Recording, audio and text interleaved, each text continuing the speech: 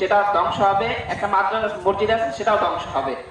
তো এই জন্য যাতে আমরা এখানে যে কয়টা লোক আছে সেই কয়টা লোক যেন এই খরস্রোতা নদী, সুগন্ধা নদীর খরস্রোতার কারণে এই এলাকাবাসী অত্যন্ত গরিব হয়ে পড়ছে এবং এই এলাকা এখন আর নাই।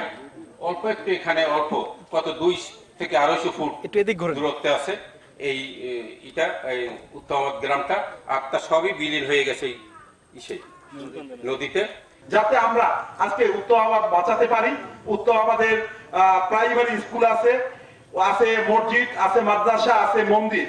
আমরা এই উত্তমাবাদ বাঁচানোর জন্য আপনাদের মাধ্যমে আজকে সরকারের ঊর্ধ্বতন কর্মকর্তা এবং সংশ্লিষ্ট ডিপার্টমেন্টকে আমরা বিনীতভাবে অনুরোধ জানাবো কোনো কিছু আগামীতে আর না হারায় সেদিকে যেন প্রশাসক খেয়াল রেখে আমাদের কাজ দ্রুত তাড়াতাড়ি নদী ভাঙন রক্ষা করে ইমার্জেন্সি কাজের মাধ্যমে, কারণ এটা টেন্ডার প্রসেসিং গেলে ততদিন আমাদের এটা ভাঙে চলে যাবে। যারা ইমার্জেন্সি কাজ করে জন্য আমরা কালকে সব জায়গায় আমরা দরখাস্ত পাঠাবো ইনশাআল্লাহ।